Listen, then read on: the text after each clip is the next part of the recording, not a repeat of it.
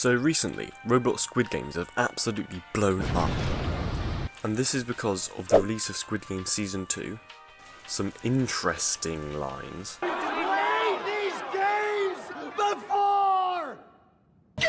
and some large streamers doing some harmless pranks. So I'm going to be making my own Roblox Squid game, but for an extra challenge, I've only got 1 week to make it.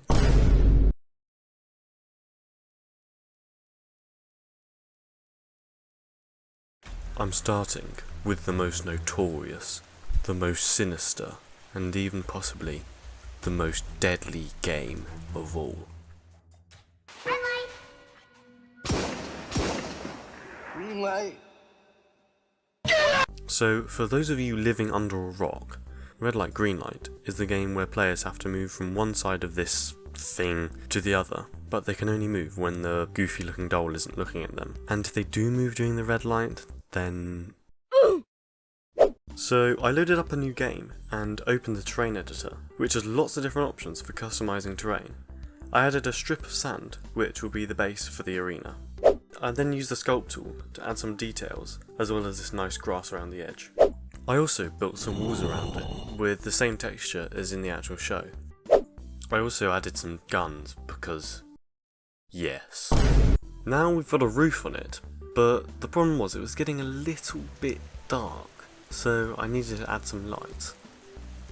So that is the main structure done, and now I'm going to add a few more details to make it even better. So I firstly recreated the house at the start of red light, green light, and I put 2 more down like it is in the show. Next up was the iconic spooky tree thing, which I used a lot of parts for. Yeah, this might lag the game a little bit. Lastly, I added the goofy doll to the game, and why did they have to make it so creepy? Like, it genuinely gives me the chills, but I just have to remember, it's not real. So that is it for the map area, and I think it's looking pretty good, so we're going to move on now to make it actually work. I got the green light sound effect, and I went over to the Roblox creator page and uploaded it, as well as a few others. I've now made a simple script which should rotate the head around.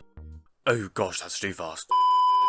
So now it's at an appropriate speed, and I can put it in a cycle so that there will be a few seconds between each rotation. Alright, so the cycle is working now, and as you can see, the red light just went, and the doll turned around, and the green light just went, and as you can see there's a nice red flash and green flash. But the problem is, you can kind of move when it's looking at you, so it's going to be pretty easy for players to cross the finish line. So it was actually pretty easy to make the players unalive if they move during the red light.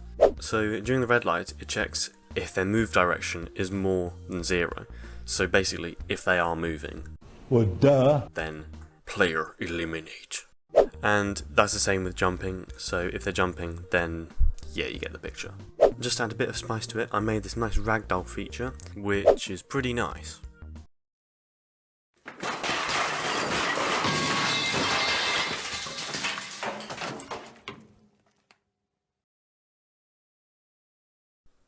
Oof.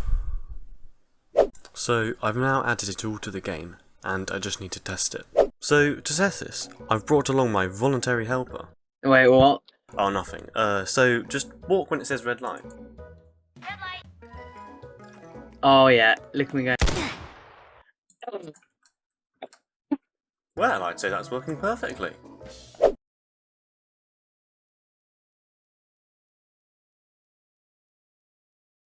So for the second day, I'm going to be building the main room of Squid Game. And I'm also going to add a little spice to really up the pizzazz. So in a second, we should be in the completed main room. And just like that, the room is done, and it was pretty quick. It only took like 2 hours. So we've got the iconic Squid Game bunk beds, some security cameras which actually follow the player around, and this board which displays how many players there are and the total prize. nice. I'm now making a cutscene at the start of the game, where the front man, this guy, will walk out and he will explain to the players what they have to do, and it will just be epic. So it will probably be very difficult to make, but you know what, I don't care, I'm doing it anyway. So the first thing I did for the cutscene was I got these models of the Squid Game guards as well as the frontman, which I made myself. Stop the cap! So to add a little spice, a little pizzazz to the cutscene, I'm going to be making an amazing addition, voice lines. So I got this voice changer, and if we go down to the pitch section, then I can turn it up. Then my voice goes really high. And obviously if I turn it down low, then it goes very low. Alright, so I've got all the voice lines recorded, and now I've actually got to make the cutscene, which, yeah, might take a while. One eternity later. I've finally done the cutscene, and yeah, I spent too long on it. Anyway, here's a sneak peek.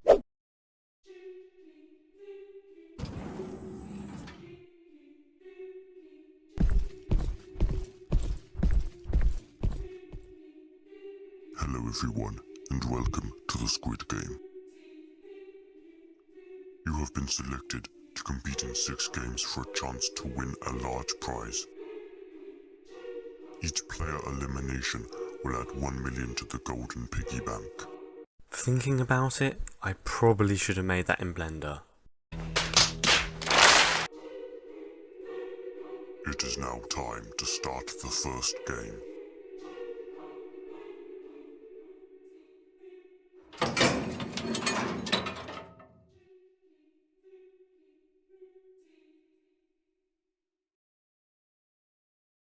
So if you want a full explanation of how I made the cutscene, then leave a comment down below.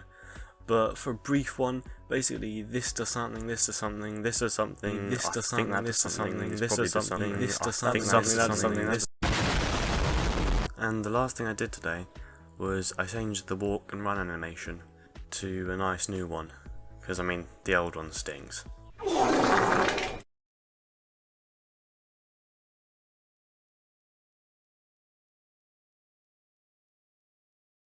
So for day 4 I'm making the cookie game, and I started by making a box with a texture that I made similar to the actual one. I then added some of the playground equipment around the sides and also some guards for a nice extra detail. So to decide what cookie you get, I made 4 zones, and each zone will be assigned a random cookie before the game starts. The cookies will then be displayed above the zones, so the player knows which one they got. So now when the player spawns in, they can choose which zone they want to go in by walking up to it, and then it will send you into the zone. There's also an exit button so that the player can change if they want to. And once the round ends, then the cookies would be displayed, and as you can see I got the triangle. And if they don't go in a zone at all... Not a great plan. Next up, I've actually got to make the cookies.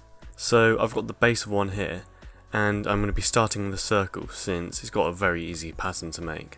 Alright, so I plonked that on top of the cookie, and I mean it doesn't look great right now, it looks a bit strange. So what I'm going to be doing is using the negate and union tool. Now if you don't know what that means, then here's a brief explanation. So as you can see we've got 2 blocks, a big block and a little block.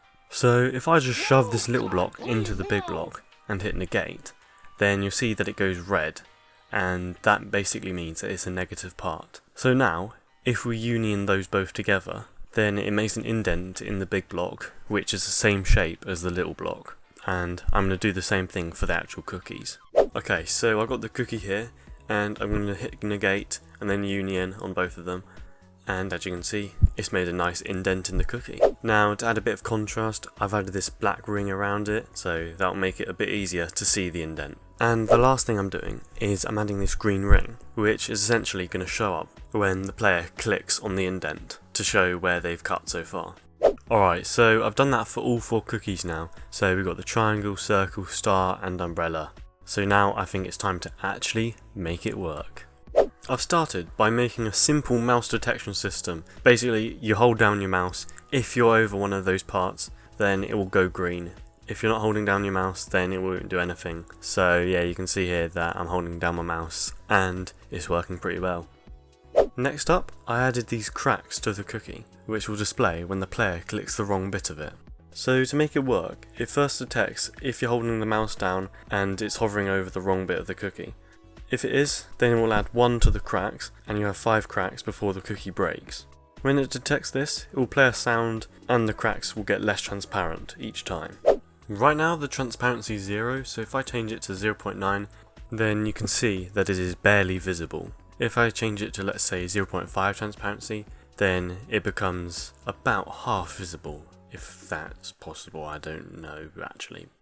Alright, now obviously I'm not going to test this challenge, so guess who's back? Alright, so all you gotta do is go into a zone and then it will give you a random cookie. Which number should I go for? Well, here's a little secret.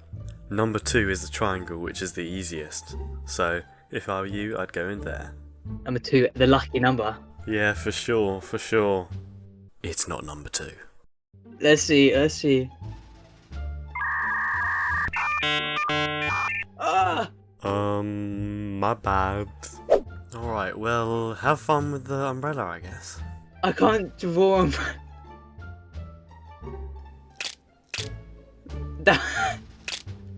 Why is it still cracking?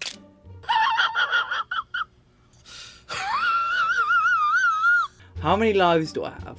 Don't worry, you've got plenty of lives. You know what? You're actually doing pretty well. Well, turns out I spoke too soon.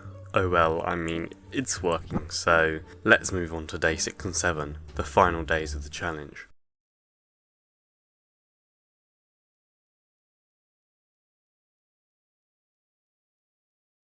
Alright, so the final game that I'm going to be making is the glass bridge game. I'm going to be building the arena first, which seems to be this big circus kind of thing. So right now I'm just going to build the walls, and then we'll get to building the other stuff like the bridge. So that is the outside done, and it is pretty dark in here, so we should probably put some lights in it. Alright, so the room's now fully lit up, and obviously I don't actually have the models for the lights, so I'm going to build that now. If you look around the edges, then you'll see that there are these strips of light, which is what I'm going to add in a sec. Alright, so it was pretty simple to make the lights, so I just added a sphere, went over to the materials section, changed it to neon so that it has this very nice glow effect. I then duplicated it a load of times to make this nice strip of lights. Cool, so the lights have been added, and now I think it's time to make the entrance and then the actual bridge itself. So firstly, I got this red pillar thing, and then I added the platform which the players will spawn on. Alright, so I then added a few more details, including the door and the entrance, and then finally, this metal structure underneath. Alright, so I just speedran making these bridge pieces, and the one on the left is fake because I basically just put a load of glass parts in it, and for some reason it's glitching a bit, I'm not sure why, but in game it looks good, so that's all that matters really. I then added this invisible part at the start of both of them, and the reason why I'm adding this is just to make it easier to extend the bridge and make sure everything lines up properly. To spawn in the bridge, the program first chooses how many tiles to create, and that's going to be the number of players which are left alive, plus 2. It then loops through each tile, and it creates a random number, either 0 or 1, and if it's 0 then I think it's the left tile which will be the real one, but if it's 1 then the left tile will be the fake one. So what this is for is when the player actually jumps on the fake glass, it's going to shatter the glass and then they're going to get eliminated. So yeah, it should be working now, so let's go and test it. Now you may be thinking that he wouldn't get his voluntary helper again to test the game for him, but you'd be wrong. Alright, so what you want to do is jump on the right platform, because that is a safe one. The right one. Yep, the right one is totally safe. Trust me. I don't know. It was at this moment that he knew. He Fudged. up. Yeah, that's working pretty well. I've got the nice glass shatter effect and everything. Oh, don't look at him, he's fine. He'll be fine, don't worry. Anyways, with that, we have come to the end of the video, unfortunately. I hope you enjoyed, and don't worry, part 2 is coming soon, and I've even started with the first game already. If you have any suggestions for the game, then leave those in the comments below. I'd love to hear them. And yeah, see ya!